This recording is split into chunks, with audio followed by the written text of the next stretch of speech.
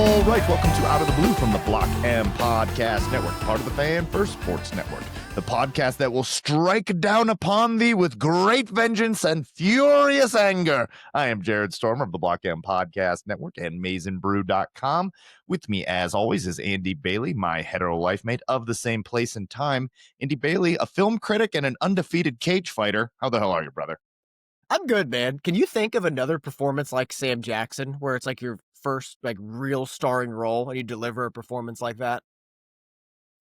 Probably could if given some time to think about it, but that's definitely one of it's as the timeless most as that one iconic. is. Yeah, that's the thing. Yeah, it's so iconic that probably not off the top of the dome. Yeah, you're right. Great call, man. And what a perfect movie, Pulp Fiction.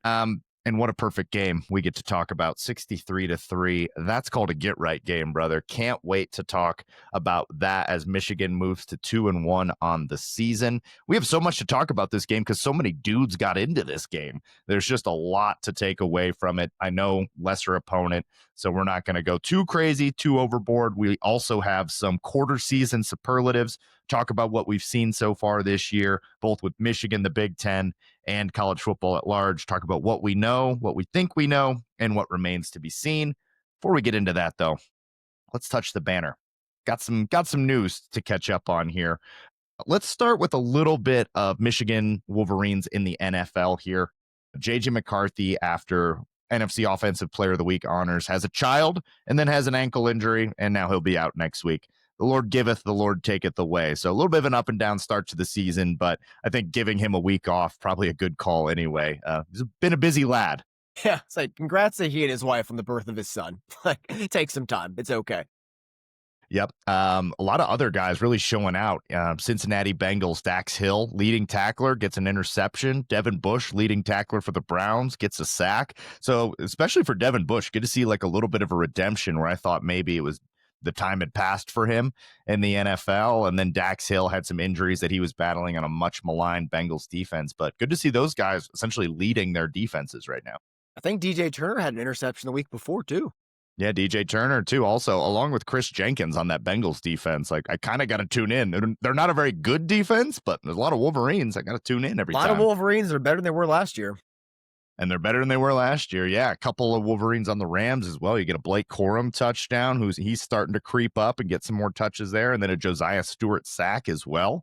So love seeing that, man. And the Rams a little more fun to watch, truth be told, at least than the Browns. So other than that, if we criticize Brad Holmes again, I think we need to look straight into the camera and say, I'm a stupid little boy. I know nothing about football. And we'll just repeat that a few times. And then we can criticize Brad Holmes.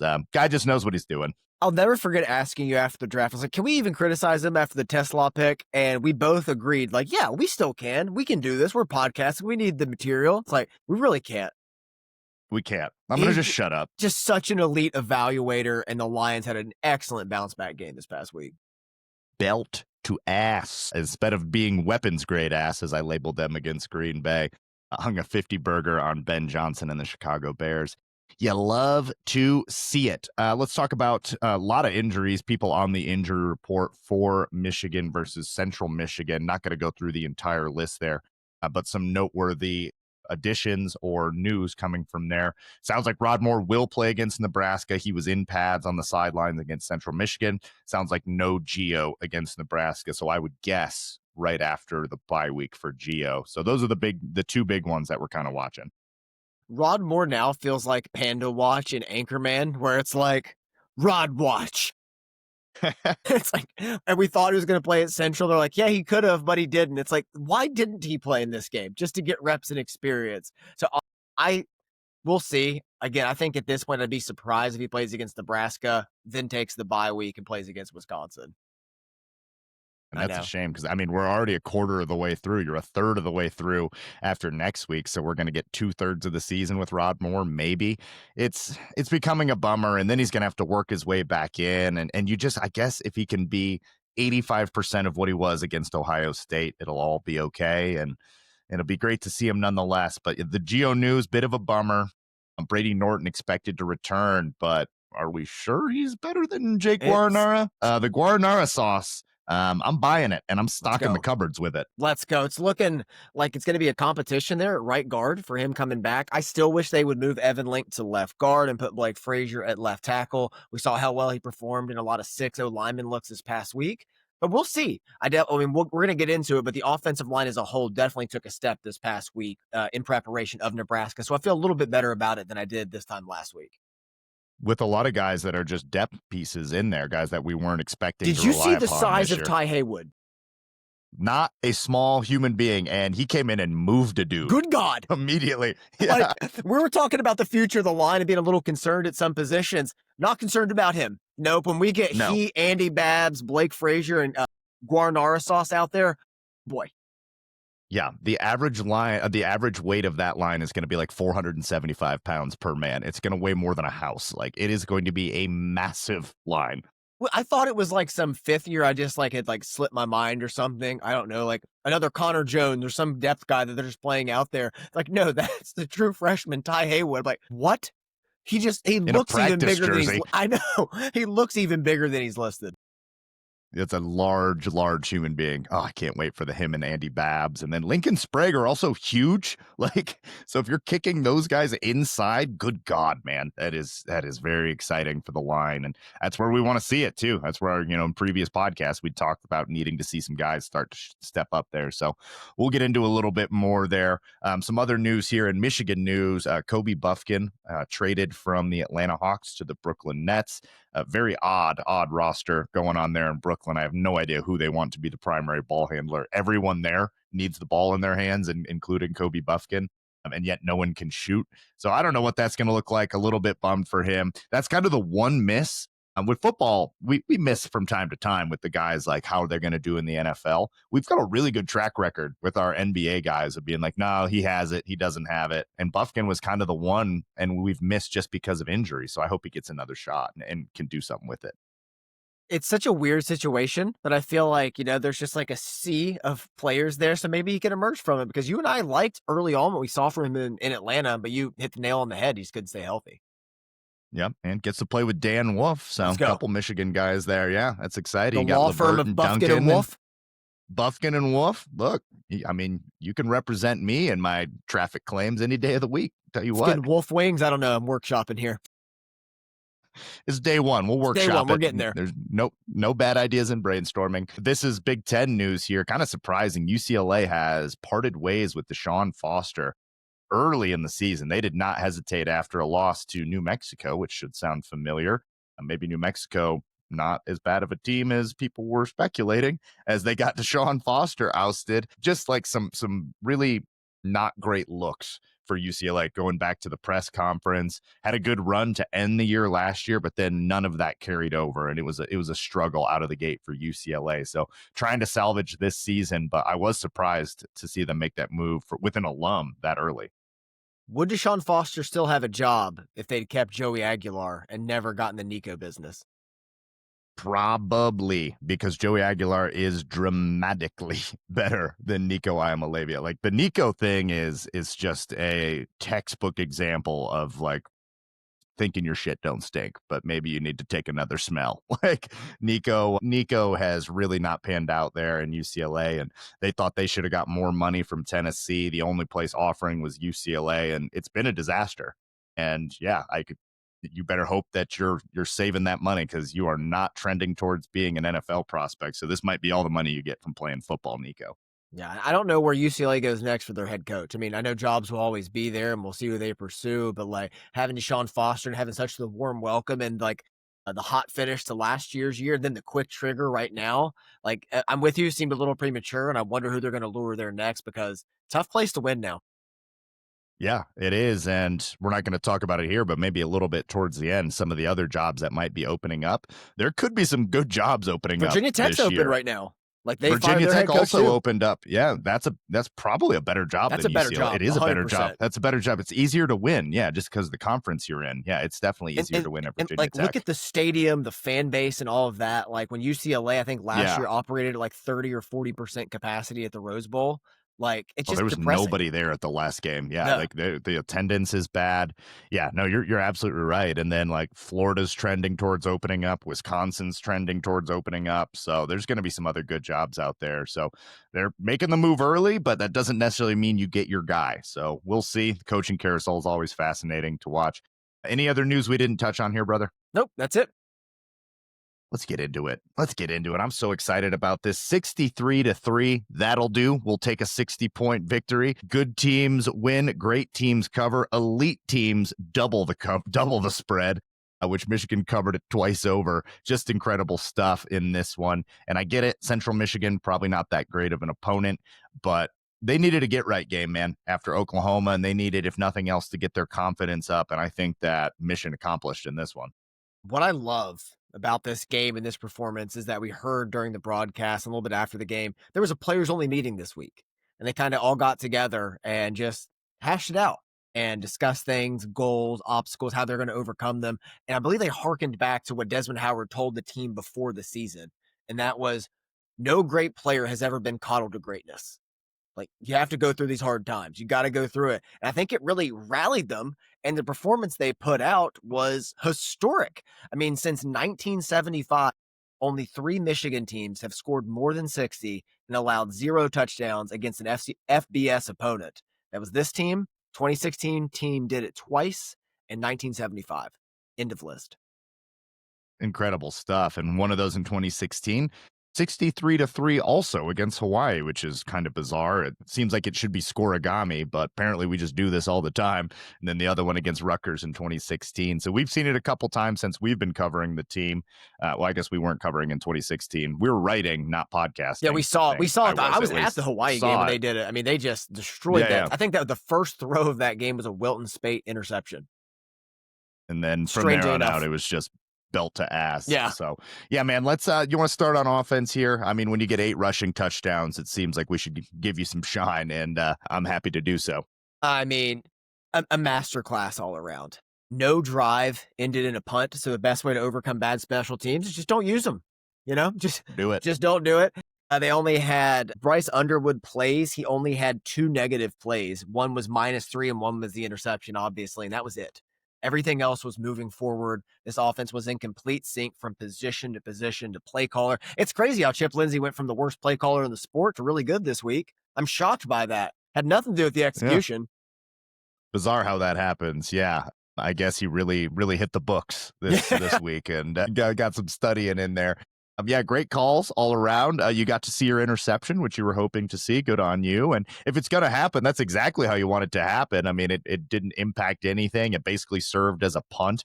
I mean, it was a bizarre throw, but it's exactly what you were saying, man. He needs to see that to be like, okay, there are consequences for trying to force it when it's not there. And, if you're not, anticipating coverages, this is what could happen. And certainly don't want that to happen against Nebraska and USC. So get it out of the way, and got it out of the way and didn't end up hurting us. In this one, he goes 16-25, 235 yards, 1 touchdown on the ground. He was electric, special on the ground.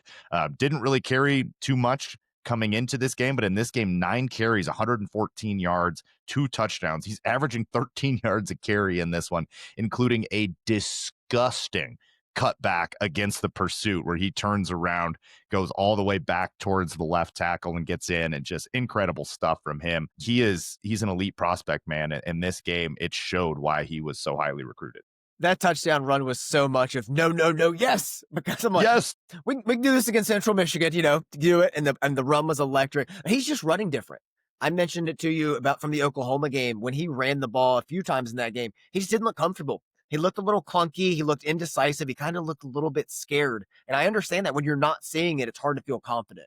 It's hard to have that decisiveness. Had it in spades in this game. Even when he made the wrong read, he made it decisively, mitigated the damage, and they moved on. Next play, and he kept building and kept building. And I thought we saw real growth in his game from both a passing and a rushing standpoint. I was blown away by just the play calling structure, the way he progressed in the game, the way they settled him into it, and then kind of opened other things up to him, the way he was reading it. Like you could just feel the comfortability. Do you think that they ran him so much more in this game to give Nebraska something to think about next week? Nebraska is going to look back on this tape and be like, "Oh God, like is this what's coming with this attack?" And maybe they do it 9 times again against Nebraska, or maybe it's wait right back to Oklahoma where it happens twice. What do you think? I think you can play into it. I think the New Mexico game, he had the red light for scrambling, so they took that away, and they kind of gave him the green light last week, but he wasn't seeing it. And now he's seeing the coverages, and he's so quick, like so quickly, just like diagnosing the coverages and moving on and making the play. There was a few quarterback design runs, but most of his big ones were out of structure. And saying opening that up for him so he can see it and where they were playing their coverage, like he just so much more comfortable. And like he's able to get down. Took a few hits that I didn't like. I was like, Agreed. get down, son. Just get down. But again, it's going to give Nebraska a lot to think about in terms of how they're going to attack this Michigan offense, especially when Michigan used the pass to set up the run in the second half of this one, which I thought was really, really smart. Yeah, I mean, he's definitely not afraid of contact, and I get it. When you're the size of Derek Moore, you're like, why would I be afraid of this Central Michigan linebacker? I'm larger than him. But look, there's gonna be larger opponents, larger defenders down the road, and it's a long season, man. So got to limit the hits that he takes. So while I was extremely impressed with what he did through the air and on the ground, would like to see him take fewer hits and still some things to clean up. But for an 18-year-old, 18 and 40 days or whatever he is, Ridiculous. absolutely insane. He's special. He is everything that he was built up to be, and he's just getting better. Yeah, we'll talk a little bit more about him when we talk about some of the superlatives. But on the ground, Michigan rushes for 398 touchdowns. Justice Haynes goes over 100 again. He's now leading the Big Ten in rushing yards ahead of Nebraska's leading rusher, who so Emmett we'll Johnson? see the number one. Emmett Johnson, yeah, we'll see number 1 versus number 2 in the Big Ten next weekend. But Justice Haynes looked good. Jordan Marshall looked really good in this one, averaged 5.2 per carry, got into the end zone twice, had another one called back on a holding call. But we were getting Tomas O'Meara minutes. And Tomas O'Meara and you and I are literally texting each other like, who is this person? We cover this team, and I'm Googling this guy frantically. You know you're in good shape when you're getting that deep down the depth chart with who's getting totes in this one. Running backs looked incredible, man. They looked so every running back did. Jordan Marshall had a run. It was the second to last play before it was the play before Bryce Underwood had the reverse field, run around, score a touchdown, where it was 3rd and 16, and they run that little stretch play. And Jordan Marshall just wasn't going down. He ran through and over people for the gain of 15 to set up the 4th and 1. And just runs so violent, man. And I think we're going to see a lot of that in the Nebraska game. But all the running backs, I was just really impressed by in this one. No one was slowing them down, even the Jasper Parker minutes, the Kuzdal minutes. Jasper Parker looked good. I know Tomas's minutes. Like everyone looked good running the ball. And I love the emphasis running the football coming out of the half with 6 straight runs. Yeah, man. It was like going to a CC's Pizza with the whole family. Everyone eats. Everyone eats for cheap here. We got Bryson Kuzdal getting into the end zone in this one. Tomas O'Meara carries in it, like we mentioned. I was very impressed with what I saw from Parker. And, we were a little not nervous because it was Central Michigan, but coming in, no Micah Kapana, no John Volker. So we're like, well, these guys deep down the depth chart are going to get carries because this thing will probably be out of hand by halftime. I mean, it was out of hand by the first quarter. Yeah. So a lot of guys getting carries in this one, but sticking with the run game, I thought the offensive line, despite no G.O.L. Hottie, no Brady Norton, played their best game of the season, their most complete game of the season. Jake Guaranara, who we kind of mentioned at the top, looking like a guy, redshirt freshman. I'm 90% sure. I don't know if he redshirted last year or not. I believe he would have because I don't remember him in 4 games last year. But regardless, he's a big piece of this moving forward. I think is going to get more snaps. I loved how it was like the pass pro was the highlight in the first half and the running was getting there a little bit, but then the run blocking was highlighted in the second half. And it was like you put all that together, and again, it was their best performance of the season. I loved the formations, the first 11 plays on that drive. 5 of them were 6 offensive linemen. Adding Blake Frazier out there, just getting extra beef. Like that was such a fun wrinkle. They came back to it 3 different times throughout the game after that. But I thought that was cool. Just giving teams something else to think about and kind of just showing that Blake Frazier, maybe we could start him at left. Looked a little better than Evan Link. I don't know. thinking out loud here, a little brainstorming. But yeah, man, Guaranara played really well. Greg Crippen had his best game. I thought Sprague was excellent on his side. Afobe had his ups and his downs, but he had more positives than negatives. So good day for Nate Afobe in that regard. But man, I'm with you on Guaranara starting at right guard. Like, Yeah, that's yeah, the and like move. if he can play some center, that might be your center of the future, a position that 100%. I've really been keeping close eyes on. So very excited about that player, and a lot of youth on that offensive line getting some reps early in this season. So it would be easy and even maybe reasonable to think that they have not played their best ball yet with the amount of youth and a lot of guys still getting their feet under them. So excited about that unit. I know it's just Central Michigan. We'll make that caveat plenty of times, but when we do our Nebraska preview, I think they're going to hold up well against Nebraska too. I mean, not as well, maybe not as dominant, but I think I like what I saw from those guys. From the receivers in this one, what do we got? 1, 2, 3, 4, 5, 6, 7, 8 players caught a pass. 7 players, different players catch a pass in this one. Hogan Hansen returns, Marlon Klein returns. So we got our top 2 tight ends out there. That was great to see. But it's Samaj Morgan leads the way. 4 receptions, 69 yards, and a touchdown. McCulley had 3 receptions in this one. Starting to see some guys get some chemistry with Bryce Underwood. And look, I'm not going to sit here and pretend like this is the greatest group of wide receivers known to man. Certainly not the 2023 Ohio State Buckeyes receiving core, but they're growing on me. They're growing on me, and some of the chemistry with Bryce and these guys is starting to get there. 2 things I really liked in this game from the receivers. The PI that McCulley drew in the end zone, that was the RPO fade they missed on twice in Oklahoma because they were on the wrong page. They're on the same page now. So they read it the same way, executed the same way, then got set up at the 2-yard line for it. And the same one was on that Channing Goodwin pass on the 2-minute drill right before the end of the first half that set Michigan up at the 2, then punch it in right before halftime. Bryce Underwood reads it so perfectly. Goodwin executes it perfectly, catches the ball, and now seeing more receivers enter the fold. We saw the Samaj Morgan connection, still had a drop, as did Goodwin. But there's a lot more options now. You get Hogan Hansen mossing somebody on a wheel route, so you're feeling great about that one. And what I took away from this was like Marlon Klein was the lesser factor of all of these guys, it felt like, in the I game, know. but we know what he can do. So factoring that in, I'm getting a little bit more bullish about the pass catchers as a whole. Yeah, no, I'm with you. I agree. And like Marlon Klein still coming back, had that wrap around his ankle, so probably not at 100%. Still like what we have there. And McCulley, we haven't seen the best McCulley game yet. Like they clearly want to get him the ball, and I think that he's going to be that deep threat, big play, jump ball receiver that we're hoping for. So trending in the right direction for sure. Great to call out that PI that we got there as well. Wanted to hit you with this question. Did you have a favorite play on offense from this one?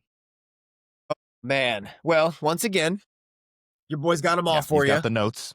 Got the notes. Every one of them. I really like that ball to Channing Goodwin that I just talked about. And I really like that RPO fade to McCulley as well, just because it showed growth in Bryce Underwood's game, which I want to come back to. But man, I'm a simple man. I like a few things in my life. And brother, I love a good old-fashioned pin and pull. I know it got called back, but the first play out of halftime, running pin and pull out of 11 personnel with both guards wrapping around into the boundary, and then having Justice Haynes bolt for 70 yards. Even if you take the holding away and Afobe just bumps him, Haynes isn't going down. Like, it didn't spring it. Like, that's how you knock him over. I love getting those old gap scheme plays involved in the offense, because that's what Michigan has been the last 4 years, and still having those involved in in a Chip Lindsey scheme, who does not run that play. He does not run it. He doesn't run a lot of duo. Ran a lot of that in this game as well. But that pin and pull play is so beautifully executed. And I love that almost in back-to-back games, the first play out of halftime was going to be a long rushing touchdown. Great call out. And that's very up your alley. Yeah. That's very on brand for you to choose it. Yeah. I like that. Afobe has a hold in this one that calls back a touchdown, as does Andy Marsh. So, got to get that cleaned up. Andy Marsh, long way to go, but Middle child but Marsh. A boy. Middle child Marsh, but he's just a boy. But a boy had a touchdown in this one on the reverse. Also had a 23-yard reception. I'm willing to grow. I'm willing to let the growing pains exist, so long as they don't cost us a bigger game down the road.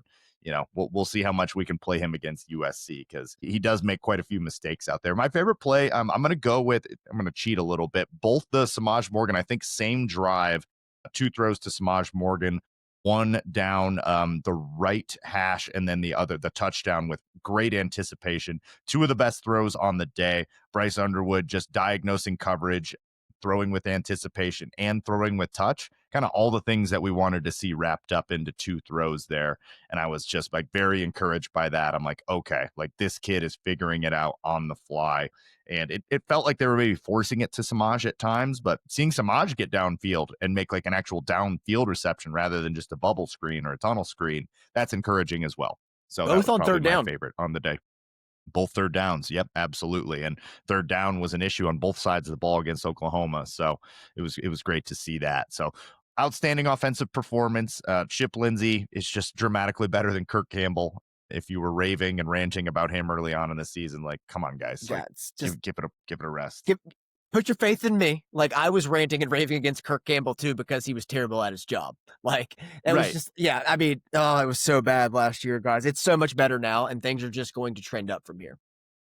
Yep, I'm completely with you. Let's take a quick break. When we come back, we will switch over to the defense. We'll talk some special teams, and we got a couple superlatives we want to get through. We will be back in just one moment. All right, we are back. We are righteous men. College football is very good. Just got done talking about the offense. Let's talk about the defense. And boy, this is what I wanted to see. This is exactly what I wanted to see. I am greedy. I wanted to see no touchdowns allowed, and that was in fact the case. There's only one drive that gets down even near the red zone, results in a field goal. The defense was all over them. Didn't matter who they had at quarterback. First play of the game's a negative 8-yard sack by Jaishawn Barham, which going to go ahead and spoil it. Probably my favorite play of the day on defense, just because it set the tone for the rest of the afternoon. It was like, this is going to be a good day. We're not really going to struggle at all. Let's get some of the youngins in here. And a lot of guys got to play in this one. A lot of new names that we're going to get to mention that we haven't really mentioned on this podcast before because of the depth that was displayed here. Just an outstanding performance by Wink Martindale in the defense. Smothering is what it was. So we knew Michigan was going to play a bare front most of the time with 3 defensive tackles and 2 edges. What we didn't know is Jaishawn Barham was going to play pretty much exclusively at edge in this game, which I love. It's so great. It's got to be a thing. It has It's to be a thing. And also, they did the same thing with Cole Sullivan. And like, I mean, not to like say a bad word about what it actually is. I mean, it's just the Viper position, right? Like, this is just Khaleke Hudson again, right? Like, I mean, just putting it out there. But I love exploiting the linebacker depth to address a weakness in the pass rush. Like, we have so many good linebackers. Let's spread them out. Let's get some other guys out there. So let's put Barham there. And they started, I believe they started Rolder next to Sullivan, and then Houseman came in. But like, you have Houseman next to Rolder. You have the Cole Sullivan flexibility in there. I just thought it was excellent. I love the game plan. It was very basic. They did a few blitzes, but mostly you're already bringing 5 anyway with that front, playing cover 6 behind it, and it was just overwhelming all day. Yeah, I'm pretty sure he lined Rayshawn Benny up at linebacker on the first series. An off-ball defensive tackle. Boy. My goodness, just madmen stuff out there. And yeah, Jaishawn Barham at edge. He's by far our best pass rusher. He's been the best defender on this team to start the season. He looks outstanding. Moving around out there like a bigger Devin Bush. It was impossible not to get Devin Bush flashbacks with the way that he's able to blitz with that speed, but just ferocity and bigger as well. He's huge. Yeah, he's a large human being that can move that quickly. So no TJ Guy in this one, which was bizarre. Yeah, and they said it was schematically. I'm not going to speculate on that, but the fact that he wasn't on the injury report and didn't play a snap, very odd. But Barham's going to get more run at edge. That's just going to continue to happen because we've also have the depth at linebacker. You know, it's 2 pieces to that equation that we have guys at linebacker that we need to get onto the field as well. So as much as we like to drop our defensive ends as well, Barham's been so good in coverage this season. I just think that makes the entire defense better. Kind of like getting the best 5 offensive linemen out there. I want to get the best in the front 7 we can out there, and that includes Jaishawn Barham in a versatile, impactful role. And I think they just maximize that in this one. Great game from Derek Moore as well. Great game across the entire defensive line. To be honest, Rayshawn Benny was outstanding in run support. Damon Payne played well. Trey Pierce played well. Manny Biggs getting big steps and showing out in this one. I was just very impressed. Covered a fumble. I was very impressed by the front 7. I know we've been critical of them so far this season, especially against Oklahoma. I thought they were excellent, and I loved in the second half they really addressed those quarterback +1 runs, like those quarterback counters and quarterback powers. And they did it by just destroying blocks at the point of attack from the interior. And that's what they have to do throughout the rest of the season. Yeah, the two names we said we need to see step up, Derek Moore and Rayshawn Benny, you mentioned there, both of them having bounce back games. A bunch of other names that I had written down. Really, a lot of people had great games in this one. Jimmy Rolder, Brandon Hillman out there making plays. I love Brandon I just Hillman. want him to He is wrap my up child. sacks. Please wrap up sacks. He's gotta finish the sacks, but man, when he's hitting out there on wide receivers and when running backs get outside and he's there, like you're His gonna know block he's there. destruction on that wide receiver screen on the 4th down, boy, adjust the TJ damn Metcalf britches. had a great one too. TJ Yep. Metcalf blew up a play, so he had a really good game. And when he did that, I was like, man, TJ Metcalf's bigger than I thought. Like he's a little bit more Doubt. physical than I thought. Yeah, he's got some shit to his game. I kind of like him. Trey Williams in this one made some plays. Troy Bowles, I was like, it was late in the game and we were deep into this, but he made the most of his time out there. I wrote his name down. And then Manny Beagle, who's like just gonna be a guy for us. It looks like very exciting. He looks like he's ready to rotate now. So that's like a huge step up, especially to the depth. Just get another fresh body in there. Expanding outside. It was just a good day to be Jared, if you're being honest, because Yeah, a lot of my Jaishawn boys, my Barham, children. Derek Moore, Jair Hill, like his confidence is back. That's the thing we talked about, like in the New Mexico game, he just wasn't playing confident, really built it up against Oklahoma, continuing it over. Just please, just don't bite on double moves against Dylan Raiola. That's all I ask. But he was excellent, especially as a blitzer. They ran him on that cat corner blitz from the boundary a few times. They used to do with Will Johnson and Mikey Senior still the last couple years. He was excellent as a blitzer, did not miss those tackles. And again, like having a true freshman starting cornerback, like I understand, like not a big passing attack, but Jaden Sanders held up, did his role. And these are gonna stack up for him in 2 years when he's a junior in this program. We're like, man, he is elite. We're gonna look back at times like this when he stepped up. Yeah, when he's out there playing as a true freshman against like Heisman hopeful John Mateer, he's gonna play against Nebraska. That red shirt gone. That thing's burned. Like he's just out there. He's just straight up playing for us. Shamari Earls got in this one as well. Elijah Dotson, another freshman, incredible interception. Next level stuff. Like the degree of difficulty on the Dotson interception is high. And I am extremely high on these freshmen, these young cornerbacks that were like, they're just depth now. I think we mentioned this on last week's pod. Like, this isn't some like flash in the pan, like, let's see what we got. Like, no, this is our depth. Like, if someone goes down, Jaden Sanders is going to be expected to go in there and play.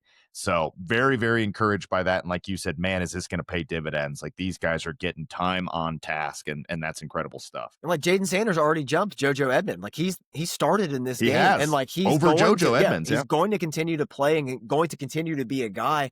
And I think long term, we talk about this often, kind of going on a bit of a tangent, but it bodes well for Mason Curtis moving to linebacker next year. Like bringing him down, just getting the best group out there and like having some of that depth behind him with Dotson. Your boy Jacob Oden played really well in this game, really aggressive. I like to see.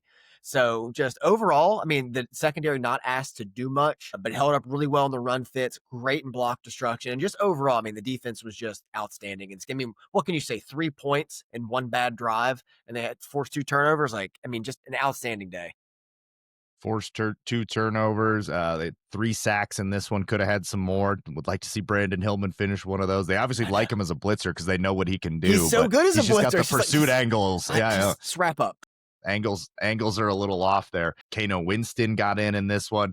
Let's do a little freshman check-in here because a lot of them played. Jacob Oden, redshirt freshman. Jordan Young got into this game. Shamari Earls gets his first action as well. Who else do I got written down here? A lot of names here, man. Bobby Conca got in on the defensive line, I think. Bobby Conca. Yeah. Trey, who else here? Yeah. I think that was Chase Taylor, linebacker, I believe, was in the game. Yeah. Yep, absolutely. So Jordan Young and Jacob Oden, kind of the 2 really new names there, along with Dotson as well. But just a lot of guys getting in and getting their first reps out there, man. It was really, really exciting to see and building depth, like not just for next year, but like we said, some of these guys are going to be around this year and figuring out what we got for this year. Nate Marshall plays in this one, unfortunately, goes out with an injury. Hopefully that's nothing too serious. Didn't look awesome. Didn't great. Love that. Yeah. No. So it was the best of both worlds with the depth, to your point. Like, we know Wink Martindale does not care about holding a shutout or anything. Of course, he has pride about that. but he wants to get the guys reps and experience because one of his biggest quotes that I believe it was Trey Williams talking about on the John Jansen podcast was Wink always says, never underestimate the value of a rep.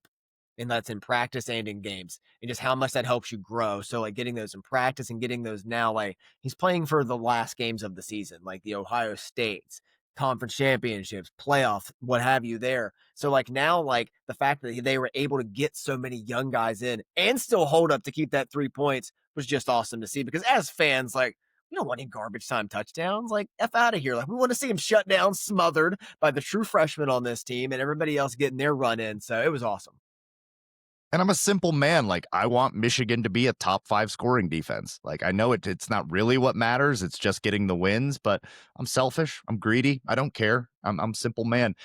Lugard got in this one. How about Lugard Edokpaye Number getting 88. in and bizarre but Bizarre won number. his rep. He Yeah, did. He very, won. very obscure. Came in and won his rep, and yeah, got some pressure on the quarterback. So a lot of young guys that I'm excited about as well, particularly in the secondary, where I think we're going to be okay in the secondary. Like, even if we lose Jair and Zeke this year, I think there's guys there. So I'm loved what I shocked saw Jared's there. excited about the secondary. Yeah, what's new here? In other news, spoon found in kitchen. Yeah, man. Defense, you got a favorite play of the day? The Elijah Dotson pick. Either that or Incredible. the second play of the game when, again, like we talked about Jaishawn Barham being lined up off the line, but in between the linebackers, kind of like getting a running start at the line of scrimmage. So the play before he was shaded a little bit closer to Trey Pierce, and on second down, he was shaded a little bit closer to Damon Payne. And then Trey Pierce just launches into the center, immediately gets double teamed, and opens up the A gap for Jaishawn Barham to just take flight and finds full speed at this quarterback who just chucks it inaccurately Horrifying. and it falls down. And it's beautiful play design, very simple. Just that little nuance, man, was brilliant. I loved that.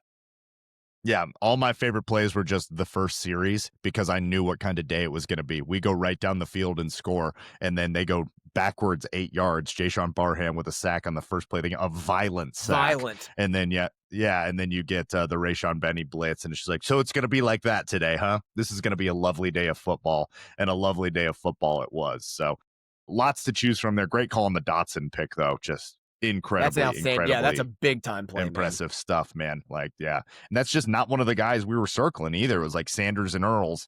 And then here comes Dotson. And like, welcome to the discussion, young man. Special teams. All right. Go for it. Serious question. So we talked about, the best way to overcome bad special teams is to never punt, which we did. A couple things here. Should we just sell out for the punt block every time and have nobody back there returning? Yes.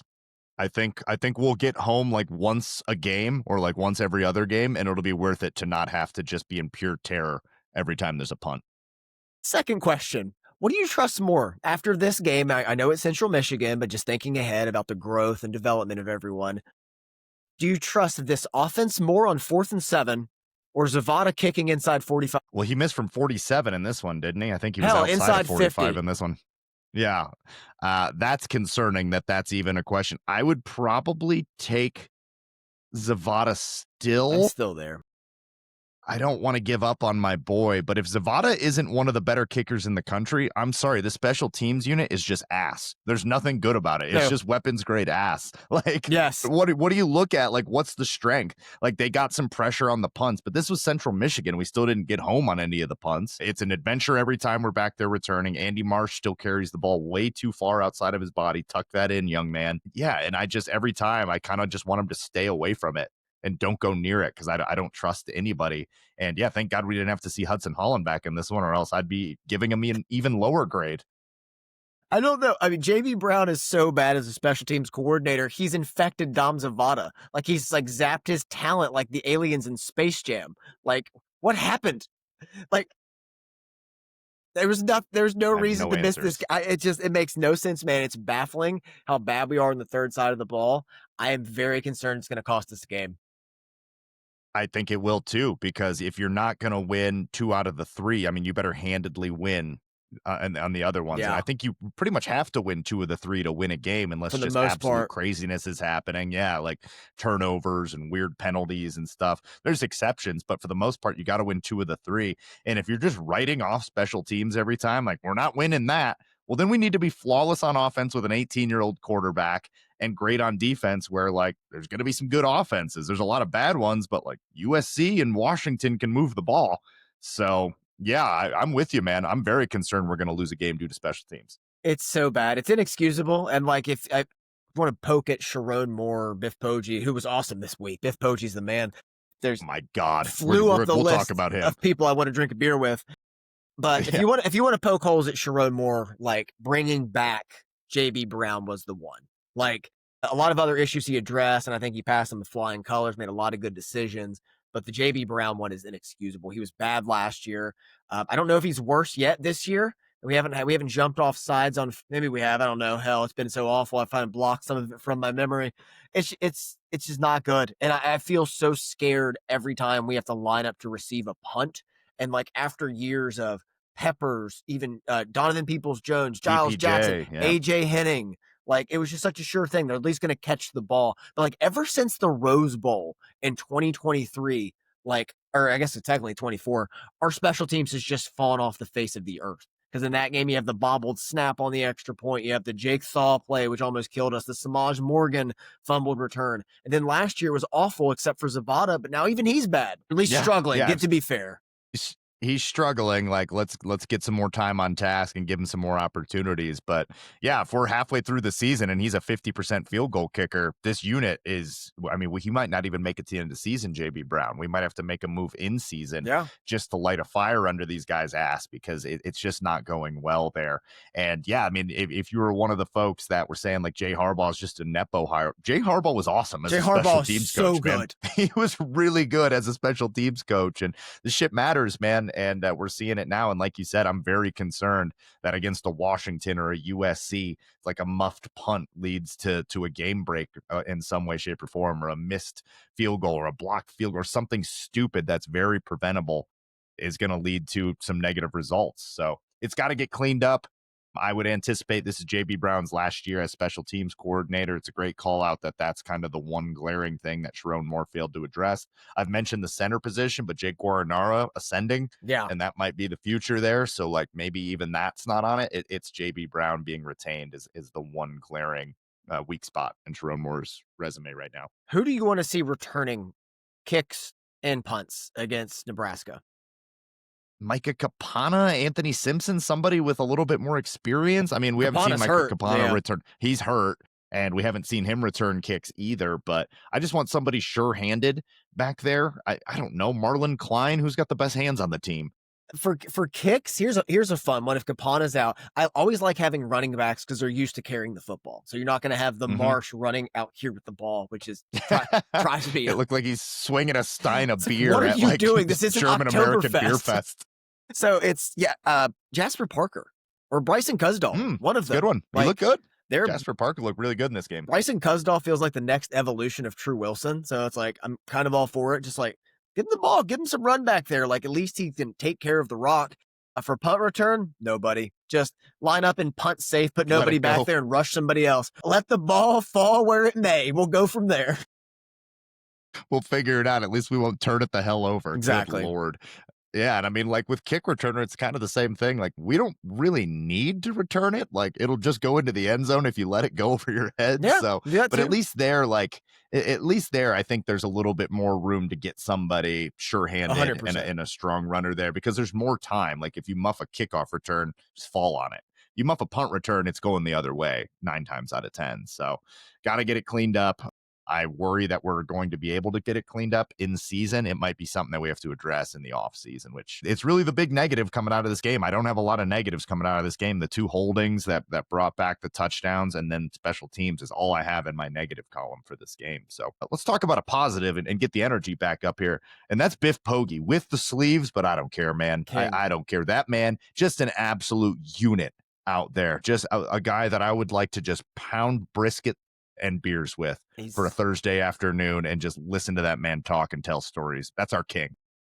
He was awesome in this one. I love the only time he really had to do anything when he's going to make 2 crucial decisions was the timeout before the end of the half so Bryce Underwood could run the 2-minute drill and then to pull Bryce Underwood in the second half after that second touchdown in the third quarter. I was like, okay, we're good here.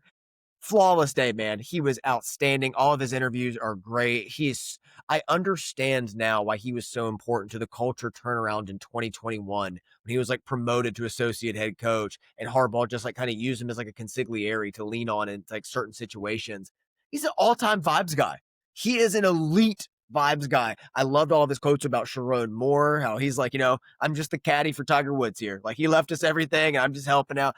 Everything he said was on the money. It was hilarious. It was like charming and endearing. Everything he said too. Should have run through a wall for the guy. I thought he was fantastic. Yeah, and you can see why Harbaugh would love the guy too. They both just speak in anecdotes and stories. You know who else did that? Abraham Lincoln. So take that as you will. Basically, we're talking the same caliber of person. Did you kind of hear their like quote unquote meet cute story Biff Poggi told during his presser today? So Harbaugh calls him up and it's like, Poggi had been coaching at St. Francis, I believe, like in Baltimore, the powerhouse Maryland, where Corum came from, Derek Moore, among others. And he was like, he calls up and then like, I think his daughter hands him the phone. She's like, a guy named Jim Harbaugh's on the phone. He's like, all right, stop messing with me. What is this? So he gets on there and Harbaugh's like, do you think if we had fewer penalties last year, we would have won more, or if we would have punted more last year, we would have won more games? He was like, what? He was like, yeah, that said, I think you should join our coaching staff. And then Poggi was like, doesn't even say hi. He just opens up with a football question. I love it. And then Poggi was like, well, I'm kind of down here, coaching in Baltimore right now. And Harbaugh was like, yeah, but what if you came up here next year and joined the coaching staff? And then, so they ended up meeting at the Citrus Bowl before the Florida game in 2015, like in Harbaugh's hotel room. And Poggi said all they did was like break down offensive line blocking technique on a dresser that was in the hotel room. And then he was like, oh yeah, you can join the staff. And that was how it happened. That's how it all started. Like, that's the best thing I've ever heard. That's incredible. In my mind, there was meats being grilled the entire time. No one said there wasn't. So I'm going to assume that there was brisket. Exactly. In the smoker. Yeah. I love him. I absolutely love him. Great call making him the head guy and allowing Wink and Chip to just focus on their side of the ball. And it showed, man, they look crisp. This was the best performance of the season. Again, I'll give the caveat. It's also the weakest opponent we've played this season, being as how New Mexico just beat a Power 5 team. But they look crisp. You still have to look crisp against lesser opponents. Everyone did what they had to do, and there's no reason to not be encouraged by what we saw. No, effort and focus were there. They more than doubled the cover of the spread in this one. It wasn't Arkansas State last year when Michigan came out after the Texas game and struggled in that game, turned the ball over, and nothing was corrected. They corrected mistakes. They came out with high energy from the gun. They were focused throughout the game. I really think it was a step forward. I'm with you, brother. Anything else about this game? 63-3, 2-1 on the season. It's Nebraska next week. We will break that down on Thursday. I have some takes. I think we both have some takes on this Nebraska game. I'm very much looking forward to the Thursday pod. Yeah, we'll save all of our Nebraska talk for that one. But no, man, this was the most enjoyable Michigan watch start to finish since Northwestern last year. And that was pretty much the only game that was just stress-free last year and enjoyable to watch. So it was just a great Saturday to start with this game. Nice ass kicking, moving on by 60 points and having the rest of the day. Completely agree, man. Since we are a quarter of the way through the season, wanted to do a little bit of what we know, what we think we know, and what remains to be seen. Got some superlatives as well. So let's go offense. What's one thing you know? What's one thing you think you know? And what's one thing that remains to be seen on the offense? I know that Chip Lindsey was the right hire to be offensive coordinator. I love it. Without a doubt. I've hammered this point home. I'll continue to hammer it home. I know that for sure. I think the pass catchers are going to be above average by the end of the season. I like that they're getting depth, players are getting reps, and they tend to be trending upwards. I don't know if the offensive line is ever going to get anything above average. I think if we could just get a C-level performance from them, I think the running backs and the quarterback and everybody else can help elevate that performance. But I just don't know if they have the ceiling needed to take this team where we wanted them to go preseason. But if they can get to average, I still think they can do some things. Yeah, that's kind of similar. What I know is we have the playmakers in place to be in a good offense, I think Justice Haynes and Jordan Marshall is an awesome 1-2 punch. I think you have enough there with Marlon Klein, McCulley, Samaj Morgan to be sufficient. And then Bryce Underwood looks awesome. He looks awesome as an 18-year-old. He's just going to keep getting better. So I'd say there's enough there. I know there's enough. I would say I think that I know that Donovan McCulley is the number one wide receiver still, but would like to see someone emerge there. Like I said, that's still the weakest group, the wide receivers of what I just mentioned with the playmakers there. I would also say I think I know that Jake Warrenar is the future of the center position. That's another one, even though he hasn't taken a snap there yet. Just the fact that he's lining up inside, he's so young, you can still teach him center. And then what remains to be seen is also on the offensive line, how good they can be. I had the exact same one. Is this just another B- offensive line? And if it is, I don't know what the ceiling is against better opponents there. So if we have the same question there, let's go to the defensive side of the ball. What do you know? What do you think you know? What remains to be seen? I'm going to blend this one a little bit with special teams. I know that Jaishawn Barham is an NFL first-round pick. I know that to my core. Like the athleticism, he's taken a step this year. Last year was just athletic specimen, but mentally he's at such a higher level. And I think his familiarity within the scheme, he understands what everybody else is doing. He just always looks in control out there, whether it's in coverage, rushing the passer, whatever he's tasked to do, stop the run. He is an elite level player. I know he'll be a first round pick.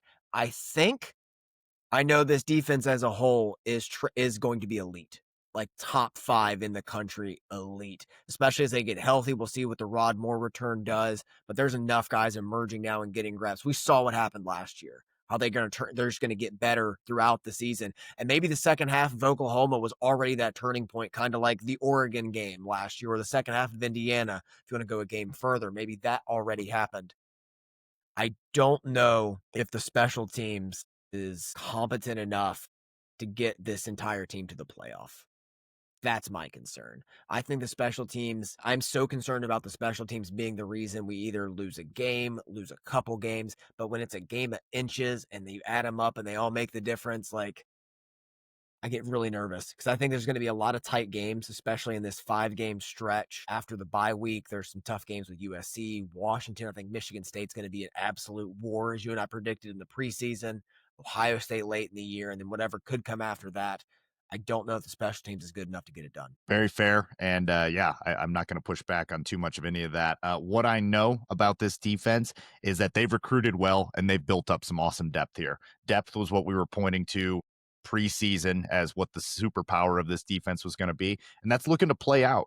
On the defensive line, maybe it's not as top heavy with really good depth below it as we thought, but I mean, we're seeing just a lot of names playing out there, and the fact that Cole Sullivan and Jimmy Rolder are too good to keep off the field, the fact that Jaden Sanders and Shamari Earls are going to get playing time for us. Now it's Elijah Dotson. The fact that we've played so many people at defensive tackle.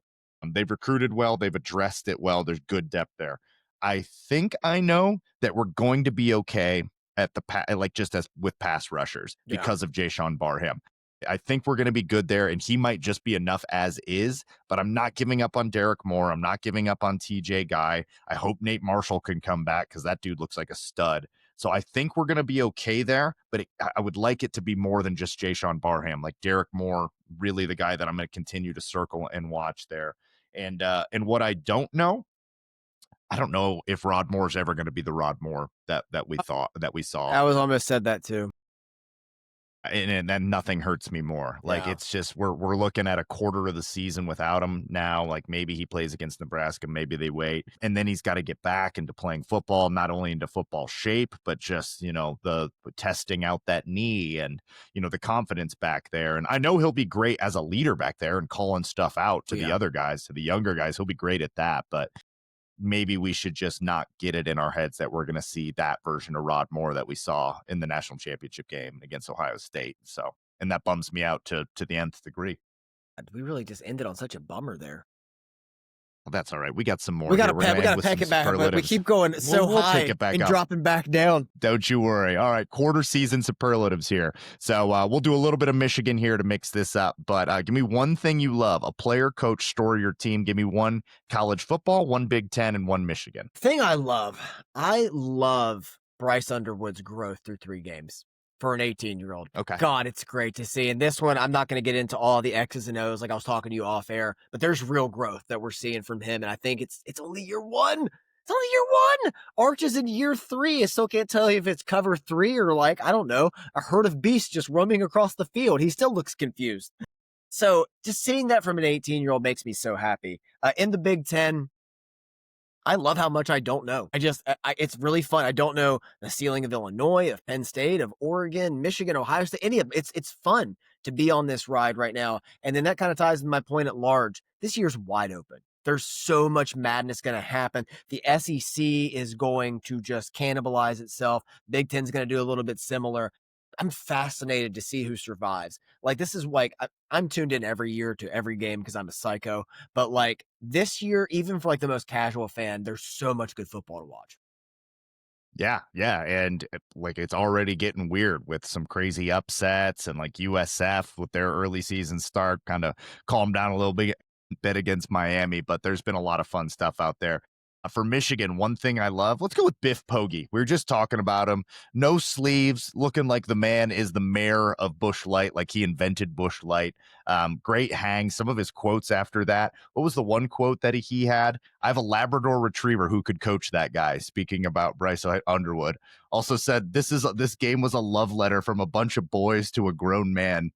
Talking about Sherrod Moore, He's the a best quote machine, all-time vibes guy, and he was the right guy. I mean, we knew this 2-game suspension was coming for Sherrod Moore. Won't be there for Nebraska again. I love that we have a guy like this. Just think how important that offseason rehire was to bring him back in the building. Yeah, look at that. I mean, yeah, who knows what it looks like? Who's going out there if it's not him? In the Big Ten, I loved watching the Mendoza brothers. I didn't know that there was two of them. Two brothers. Two Mendoza brothers for Indiana. Both quarterbacks, and both of them dicing them up last week. I think that's really cool. I like Fernando Mendoza. He's probably still my number 2 quarterback because no one else has really asserted themselves this year at quarterback. So I'm still going to go with Mendoza. Really like that.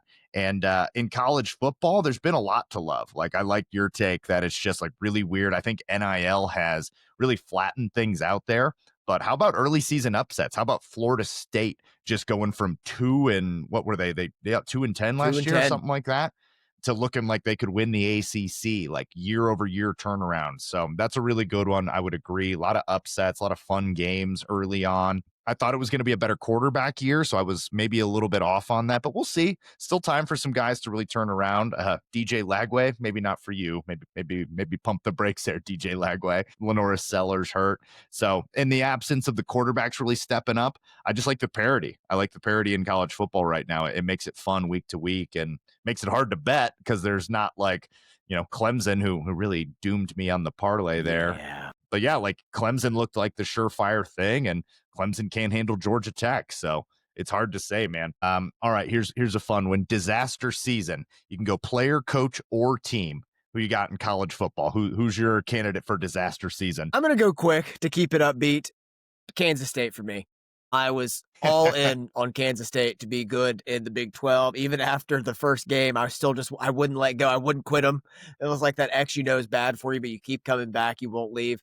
It's Kansas State. Like, I don't understand why this team is so bad. Like, why they're just not even marginally better. But yeah, they're in trouble. And why Avery Johnson's dad is fighting his brother. No, that makes sense to me. I understand that.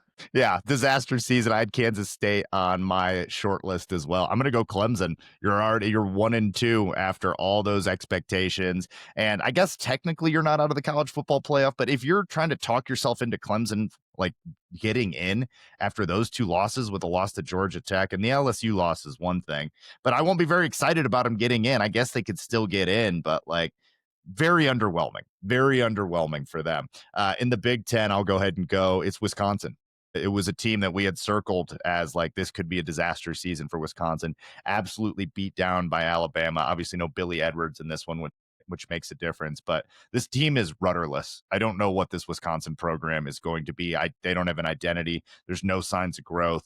I don't think Luke Fickell's the guy for this job, and I think he's probably gone by the end of the year. Yeah, mine's the same here. I could go Northwestern, but I had low expectations for them. They're higher than they are now, but it's Wisconsin. Yep. And then I don't even want to do a Michigan player yet. Let's skip. No. There's no disaster season for Michigan. Yeah, let's skip that. Best game you've seen so far? Notre Dame, Texas A&M. Let's go. Game was an absolute heart attack last weekend. I can't believe I'm saying this as a tried and true Michigan fan. I felt bad for Notre Dame fans, man. My nephew's a Notre Dame fan against my best influences, but he was just so devastated. He's only 13, just felt that one to his core. He's not a big Tyler Buckner fan. Not going to be getting that jersey anytime soon, but we'll see what happens this season. I mean, Notre Dame's been able to overcome tough losses early in the year before, but starting the year 0-2 with this schedule, they have to win out to even have a sniff of the playoff. Yeah, yeah, seriously. With no conference championship game on the schedule, Notre Dame has to win out. Clemson has to win out. And to be this early in the season and have two of our picks for the playoffs already be fighting for their lives or maybe even eliminated, depending on how much more strangeness happens. For me, I will go Georgia at Tennessee also from this weekend. Incredible game. Missed the overtime, but just devastating for Tennessee, who I thought did more than enough to win that game. They were a lot of fun in that, and it was back and forth affair by two really good teams. Tennessee not out of it by any stretch of the imagination. I think they're going to win a lot more games this year. Yeah, another thing I love. How about my Latin Kings at quarterback? Joey Aguilar, Tommy Football, Castellanos, Fernando Mendoza. Is A Tommy lot of Castellanos fun Latin? there. The name is somewhere in his heritage. He's got it in there somewhere. Speaking of which, best or most entertaining player you have watched? Man, several for me. You mentioned Tommy Football, Diego Pavia at Vanderbilt. That South Carolina game is outstanding. John Mateer from Oklahoma. Not going to say that one too loud. And Mario Craver, wide receiver from Texas A&M, leads the country in receiving yards. All A&M does is try to run the ball and then erratically throw it downfield to either KC Concepcion or Craver. I always want to call him Carver, or to Craver. And it's exciting to watch. I don't know how long it's going to last, but those two on the outside do so much for them, and Craver's electric. Great choices. I had Tommy Football, Tommy Castellanos, Joey Aguilar, all my Latin Kings on there. Got to shout them out. Michael Trigg, wide receiver / tight end for Baylor, is just a unit. And like he's like a converted, I think he was like a defensive end and went tight end, but he's all over the place. They line him up at wide receiver, they line him up at tight end. I love Sawyer He's super Robertson, fun to watch. quarterback. Sawyer Robertson's a lot of fun. Baylor's been fun to watch. Yeah, kind of waiting for my guy on defense. On defense, it's been Barham. Oh, let's do that for Michigan. Most entertaining player to watch on Michigan? Is it Bryce for both of us? To be different, I'll say Justice Haynes. Okay. A lot of fun, man. He's great. He's been great. On defense, for me, it's Barham for sure. No Easily. questions asked. Yeah, walking away, it's Barham. Yep. Let's go your biggest hit. You can go college football, Big Ten. You can go player. You can go anywhere you want with it. What's your biggest hit? Something you called? Well, outside of college football at large, I feel really good about LSU. I was pretty big on them early, not for the reasons I thought I would be. I thought their offense was going to be better at this point, but I trust Nussmeier them to figure things out. Defense has been elite so far. I really like what they're building down there. It just blows me away how Brian Kelly can be so repulsive, but so good at coaching football. It's the ultimate paradox. I'm blown away. I'm even more impressed by it. For Michigan, one of the ones I'm really in on, I feel pretty good about Chip Lindsey. I was big on that. Like last year, I feel like I was defending Wink Martindale throughout the beginning of the year, and everything worked out in that regard. But it's Chip Lindsey. Like even after the Oklahoma game, I was trying to preach last week not to head for the hills. Like it's going to settle down. And this week was a masterclass. Good one there. For me, my biggest hit's it's a negative hit because I was just like, there's too much nonsense around Bill Belichick and the University of North Carolina for this to work out. They're 2-1. They get house bite. They're 2-1, but there's still too much nonsense. Like wait till that schedule gets a little more difficult. And if TCU is going to blow you out like that, I feel pretty good about that. Feel pretty good about Fernando Mendoza. Feeling good about that one. And then for Michigan, yeah, there's been a couple hits, a couple misses in there as well. Yeah, I mean, there's actually a couple misses where like guys that I was really high on. But I'll go with Jair Hill because he's been my guy since day one, and I've never abandoned ship. Not going to abandon ship, and I still think he's a stud. I think he's slightly outplayed Zeke Berry this year, although it kind of goes back and forth. Then Berry's but they've been both hurt. been really good, and Berry's been hurt. So yeah, I'll go with Jair Hill. Biggest hit there. Couple other guys some of the young guys as well, like Jacob Oden coming in is very nice for me. I love that. Andy Marsh being out there. I don't know if we could call it a hit yet, but he's out there. He's out there. He's participating. He's scoring touchdowns. He's participating. Sometimes he's getting personal fouls, but up and down, mixed bag. Middle child Marsh. Yep, middle child Marsh. For biggest miss though, I've got a lot. I've already missed quite a bit here. I've got Clemson, Oregon missing on, or I thought Oregon would maybe have a slightly down year. They look pretty good. Texas, I thought Texas would be way better. Texas is going to lose some more games this year, brother. Yeah. I'm just telling you, Texas ain't running the table. Not about what I've seen. UCLA, thought UCLA might be frisky. Nope. coach is already gone. So yeah, a couple misses out there for me. I hate that Miami looks good. I hate it. Yeah, Like I there's know another miss. Mario We didn't take him. Yeah. as our boy Vaughn always says, Mario Cristobal is the James Franklin of the South. So we'll trust that it's going to right the ship. Both lines look really good for Miami. Carson Beck is dealing right now too. So they look like they could be the favorite to win the ACC, but the ACC a little friskier than we thought it would be. A little friskier than, yeah, absolutely. Yeah. And then my biggest miss for Michigan is I made an off-season claim that we would have 4 defenders taken in the first 2 rounds. And I said it was going to be Benny, Derek Moore, TJ Guy, and Barham. Barham looking like the only one of that group that belongs anywhere near there. Although, season's not over, and Benny can certainly work his way back into that. Derek Moore can certainly work his way back into that. But not trending towards first, second round picks right now. Well, TJ Guy has to get back on the field. So that'll help to get drafted. Playing football. We'll go from there. Yeah. Any big miss for Michigan for you? I thought Jordan Marshall would be the leading rusher. I think that was the biggest one. I mean, still good. Like, it's not like a regressive year by Marshall the way he's still running the football. But I think that would be one. It's probably the biggest. Like the rest of them, I think we were pretty tempered. I'm a little just more underwhelmed by Ernest Hausman in coverage right now. Ernest Hausman's the next one. I think it's going to improve, so I'm not going to harp on that too much.